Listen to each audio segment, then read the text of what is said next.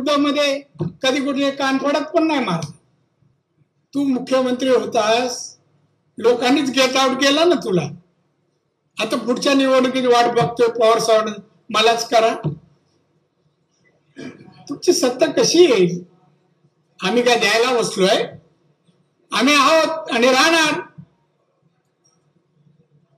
तुमचं काय काम आहे? काय केलं 2.5 वर्षात? 2 दिवस फक्त मंत्रालय.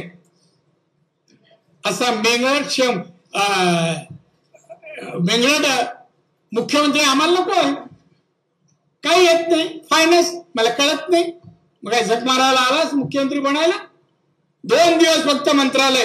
कामकाज कोण करेल? जनतेचे प्रश्न, गोरगरिबांचे प्रश्न, शिक्षणाचं असो, सामाजिक असो, आर्थिक कोण पाहणार, कोण अभ्यास करणार?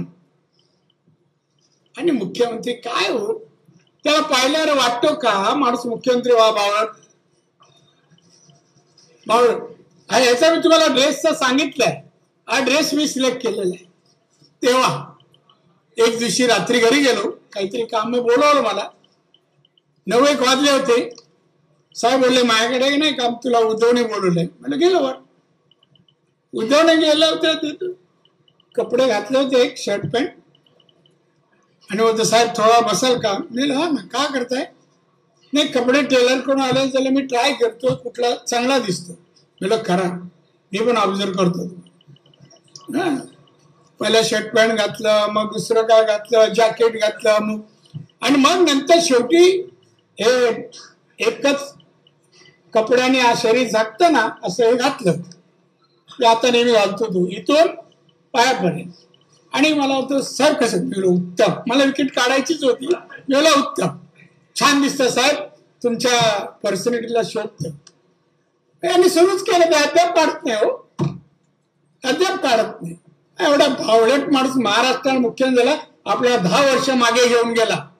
महाराष्ट्रात चेंगेला हात जोडून, जनतेला हात जोडून सांगेल हे तिघं आहेत तर तिघं निकामी आहेत. शिवसेनेत तर काय रस नाही, कोण राहिला नाही. पण 40 आमदार 42 आमदार घेऊन तर काय राहणार? आमचे पवार साहेब थोडे वाढले खासदार, पालवी फुटली, लगेच आम्ही सत्तेवर येणार. कसे येणार? अजित येऊ देणार का तुम्हाला? आता बघा आज मोर्चा बारामतीला, कसं येऊ देणार? ना शरद पवार कामाचे आता महाराष्ट्राला, आणि उद्धव ठाकरे काँग्रेसचं का हो? राहुल दर दिवशी वेगळं काहीतरी असतं मनामध्ये. आणि महाराजांबद्दल, सावरकरांबद्दल या लोकांनी कधीही चांगले गौरवोद्गार काढले नाही.